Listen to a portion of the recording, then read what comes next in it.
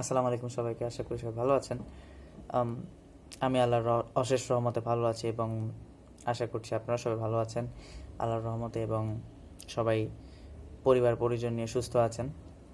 আম, তো যে ব্যাপারটা নিয়ে আজকে কথা বলতে চাচ্ছি সেটা হচ্ছে 2020 শেষের দিকে, এবং আমরা সবাই জানি যে এই 2020 সালটা আমাদের জন্য একটু টাফ ছিল rather than other years previously. And এই বছরটা টাফ হওয়ার পরেও আমরা এই বছর থেকে কিছু টেক অ্যাওয়ে নিতে পারি।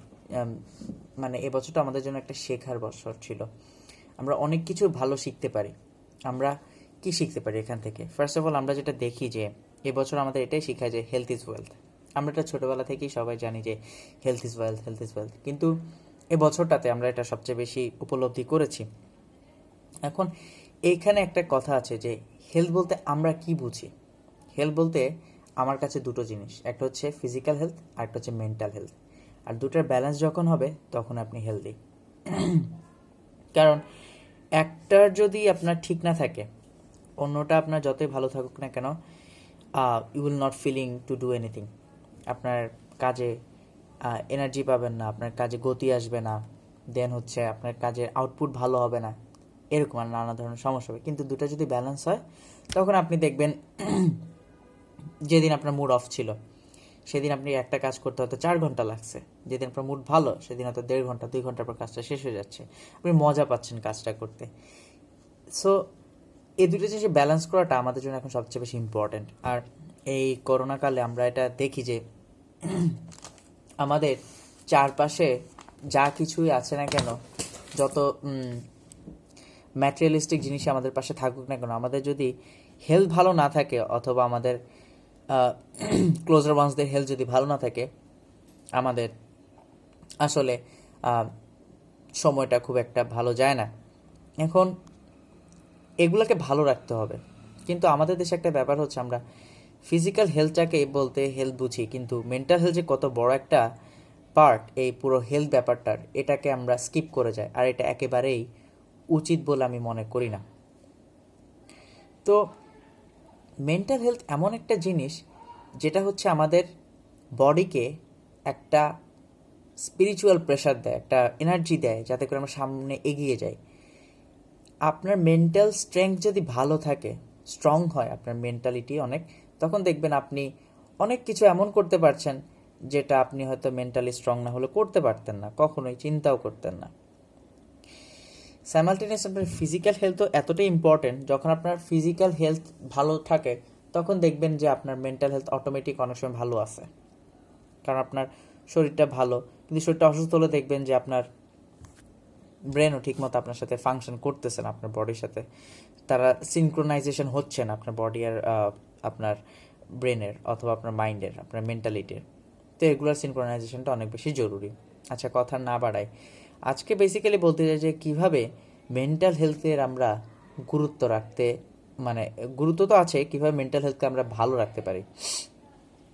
তো ফার্স্ট অফ অল, আমি যেটা মনে করি যে আমাদের মেন্টালিটিটাকে ভালো রাখতে হলে অবশ্যই আমাদের হ্যাপি থাকতে হবে, এটার কোনো বিকল্প নাই। এখন আপনি হ্যাপি কিভাবে থাকবেন? হ্যাপি থাকার কতগুলা তরিকা আছে। ফার্স্ট অফ অল যেটা হয় সেটা হচ্ছে এমন কিছু করেন আপনি যেটা আপনার ভালো লাগে, এটা আপনাকে হ্যাপি করবেই। ধরেন আপনার আইসক্রিম খেতে ভালো লাগে, you love ice cream a lot, and you suppose to consume a lot of ice cream when you are having a good day, অথবা when you are roaming around with your friends, and যখন আপনি কোনো একটা vacation আছেন তখন আপনি অনেক ice cream খান। অথবা অনেকের ক্ষেত্রে দেখা যায় আইসক্রিম খায় না, তারা হচ্ছে কোনো একটা ফিস্ট করে। কিসের ফিস্ট? হয়তো বারবিকিউ ফিস্ট করে, অথবা অন্য যে কোনো কিছু হইতে পারে। এখন কথা হচ্ছে এই জিনিসগুলো যে আপনার ভালো লাগাটাকে অনেকটা বেশি কন্ট্রোল করতেছে, এই জিনিসটা আপনার ডেলি লাইফে যদি আপনি নিয়ে আসতে পারেন, আপনি হ্যাপি হতে পারবেন। এখন আমি বলতেছি আপনাকে ডেলি আইসক্রিম খাইতে হবে অথবা ডেলি বারবিকিউ খাইতে হবে, নট নেসেসারিলি। আমি জাস্ট বোঝানোর চেষ্টা করছি এমন জিনিসগুলো আপনার করা উচিত যেটা আপনার ভালো লাগে। এরকম অনেক জিনিস আপনার আছে, এটা আপনি জানেন। যেমন ধরেন আমার ফ্রেন্ডদের সাথে আড্ডা দিতে অনেক ভালো লাগে, লেটসে। এখন আমার যদি কোনো একটা দিন আমার মুড সুইং হয়, আমার হয়তো ভালো লাগতেছে না আজকে, আমি যদি ফ্রেন্ডের সাথে একটু আড্ডা দিই হয়তো আমার মুডটা ঠিক হয়ে যাবে, আবার আগের পেসে চলে আসবে। সেটা আমার জন্য একটা হ্যাপিনেসের একটা কারণ হইতে পারে। অথবা আমার কাছে হ্যাপিনেসের একটা কারণ হইতে পারে, লেটসে আমি লং ড্রাইভে যেতে পছন্দ করি, একটু ঢাকার বাড়ি থেকে ঘুরে আসলাম, ওটা আমার জন্য হ্যাপিনেসের একটা রিজন হইতে পারে। অথবা আমার জন্য আরেকটা হ্যাপিনেসের রিজন হইতে পারে, আমি যদি ফ্যামিলি সবাই মিলে একসাথে খেতে বসি, এটা আমার কাছে একটা হ্যাপিনেসের রিজন। সবাই যদি একটা ভালো টাইম স্পেন্ড করি, ওইটা। এগুলো প্রত্যেকটা মানুষের আলাদা আলাদা হ্যাপিনেসের রিজন আছে, এটা খুঁজে বের করতে হবে এবং এটা আপনার ডেইলি লাইফে একটু একটু করে ইম্পোর্ট করতে হবে। এরকম অনেকগুলো আছে, ট্রাই করবেন যেগুলো আপনার জন্য ম্যানেজ করা ইজি হবে, এটা যেন আপনার লাইফে থাকে। তারপর সেকেন্ড জিনিসটা কি? সেকেন্ড জিনিসটা হচ্ছে আপনাকে ঘুমাইতে হবে। এখন আমাদের মধ্যে একটা ট্রেন্ড চলে আসছে যে আমরা রাত জাগি, ম্যাক্সিমাম মানুষ।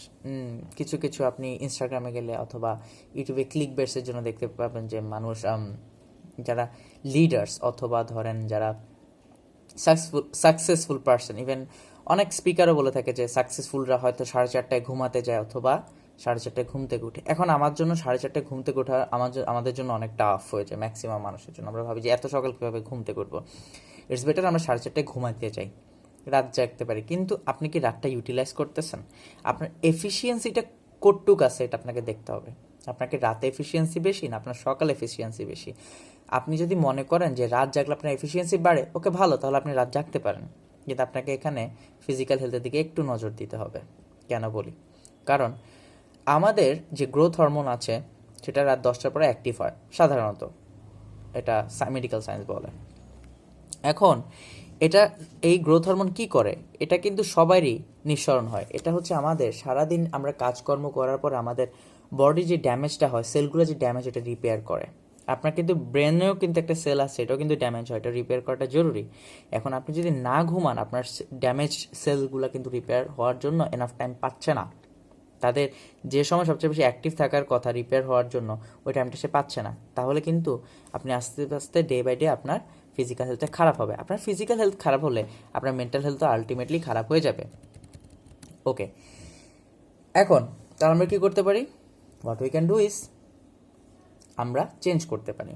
4:30টায় ঘুমাতে না গিয়ে, দেরি করে ঘুমাতে না গিয়ে আমরা একটু সকাল সকাল উঠতে পারি, যাতে করে আমরা এক্সট্রা 2-3টা আওয়ার হাতে পাই। আমি বলতেছি না এটা সবার জন্যই করতেই হবে, কিন্তু আপনার যদি মনে হয় যে না আমাকে এভাবে করলে আমার এরকম রেজাল্ট ভালো আসবে, তাহলে আপনি এটা করতে পারেন। ওকে, আপনার ঘুমাইতে হবে কতক্ষণ? একটা মানুষের অন্তত টানা 3 ঘন্টা ঘুমানো উচিত, এটা আমি একদম মিনিমাম বলতেছি। ম্যাক্সিমাম কত? আপনি 7 ঘন্টা 8 ঘন্টা ঘুমাইতে পারেন আপনার প্রয়োজন মতো। এখন ধরেন আপনার হাতে টাইম আছে, আজকে আপনি 7 ঘন্টা ঘুমাই নিলেন। আপনার হাতে আজকে টাইম নেই, আপনি 4 ঘন্টা ঘুমাই নিলেন। এটা আপনাকে ডিসাইড করে নিতে হবে, কিন্তু আপনার একটা নির্দিষ্ট ঘুমের টাইম থাকা ভালো। ধরেন সেটা রাতে ধরেন আপনি 11টা থেকে 3টা 4টা পর্যন্ত ঘুমান, অথবা 12টা থেকে 5টা 6টা পর্যন্ত ঘুমান, এরকম। ওকে, তাহলে আমি কি বললাম? ফার্স্ট অফ অল হ্যাপি থাকতে হবে, সেকেন্ড থিং হচ্ছে ঘুম, থার্ড থিং হচ্ছে আমাদের প্রেয়ার।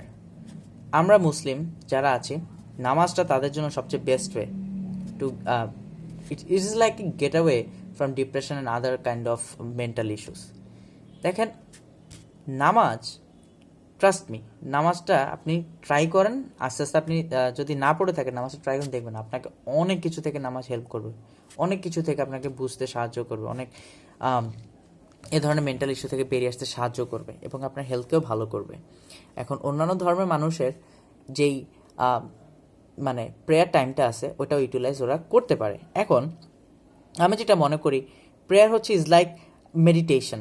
ইউ আর মেডিটেটিং, আপনি একটা পার্টিকুলার জিনিসের উপর ফোকাস করতেছেন। You are focusing on your spirituality with the ultimate creator, তাই না? এখন আপনাকে এভাবে চিন্তা করতে হবে, আপনি প্রেয়ারটা আপনাকে রেগুলারলি করতে হবে। এটা আপনাকে অনেক ধরনের খারাপ কাজ থেকেও দূরে রাখবে, এটা আমরা সবাই জানি। কোনো ধর্মই খারাপ কাজ করতে বলে না। এখন খারাপ কাজ বলতে কি বুঝি? খারাপ কাজের মধ্যেও কিন্তু কিছু ডেফিনেশন আছে। আপনার কাছে যেটা খারাপ আমার কাছে সেটা হয়তো ভালো, আমার কাছে যেটা ভালো আপনার কাছে হয়তো খারাপ।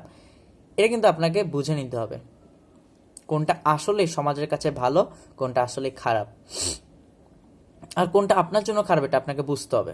আপনার ফিজিক্যাল হেলথের জন্য খারাপ, অথবা আপনার ফ্যামিলির জন্য খারাপ, বা কোনটা আপনার ফ্যামিলির জন্য ভালো, আপনার জন্য ভালো, আপনার মেন্টাল হেলথের জন্য ভালো, সবার জন্য ভালো, আপনাকে এটা চিন্তা করতে হবে, এভাবেই চিন্তা করতে হবে, তাহলে আপনি নিজে উত্তরগুলো পাবেন। আমি বলে দিতে হবে না কোনটা ভালো কোনটা খারাপ। দেন হচ্ছে আপনাকে এমন খাবার, দেন আমি আসতেছি খাবারে। প্রথম হলো হ্যাপিনেস, তারপর বললাম কি ঘুম, তারপর বললাম কি প্রেয়ার, তাই না? এরপর আসি ফোর্থে ফুড। এমন ফুড খাবেন না যে আপনার বডির জন্য খারাপ, কারণ আপনার বডি খারাপ হলে আপনার মেন্টাল হেলথও খারাপের দিকে যাবে। আচ্ছা, অনেকে আছে যারা মিষ্টি খেতে খুব পছন্দ করে। আমি পার্সোনালি একটু মিষ্টি খেতে পছন্দ করি, কিন্তু এতটাও না। তো যাই হোক, চিনি, মিষ্টি এই জিনিসগুলো কিন্তু কাইন্ড অফ আপনার হোয়াইট পয়জন। কেন হোয়াইট পয়জন? এই জিনিসগুলা আপনার মেন্টাল হেলথের উপর এফেক্ট করে, আপনার বডির উপর এফেক্ট করে। আপনার বডি যখন এফেক্টেড হয়, হরমোনের ইমব্যালেন্স হলে আপনার মেন্টাল হেলথের উপর এফেক্ট করবে। তাই আপনাকে এমন জিনিস খাইতে হবে যেটা আপনার বডির জন্য ভালো এবং রেজাল্টটা আপনার মেন্টাল হেলথেও পড়বে। আপনি মেন্টাল হেলথ ভালো রাখার জন্য বেশি করে ম্যাগনেসিয়াম এনরিচড ফুড খেতে পারেন। So which are the magnesium enriched food? আমাদের দেশে ভালোই শাক পাওয়া যায়, সবুজ শাক, ডার্ক কালারের সবুজ শাকগুলো আপনি খাইতে পারেন, ম্যাগনেসিয়াম ভালো আছে ওগুলাতে। তারপরে ডার্ক চকলেট খাইতে পারেন যারা চকলেট পছন্দ করেন, অথবা যারা আরেকটু বেশি আপগ্রেডেড, আমাদের দেশে অ্যাভোকাডো তো পাওয়া যায় না, অ্যাভোকাডো খাইতে পারেন। এগুলো আপনার কী করবে? ম্যাগনেসিয়াম লেভেলটাকে বাড়াবে। And the final thing, fifth thing, know your self. আপনার নিজেকে জানতে হবে কোনটা আপনাকে হ্যাপি করতেছে। একটু মি টাইম বানান, আপনাকে রেস্ট নিতে জানতে হবে। আপনার ধরেন আজকে ভালো দিন যাচ্ছে না, নাই যেতে পারে, আপনি ব্রেক নিতে শিখেন, কিন্তু never stop, don't stop, rather keep on trying and take care of yourself. Okay, thank you so much. আশা করি ভালো থাকবেন। আল্লাহ হাফেজ।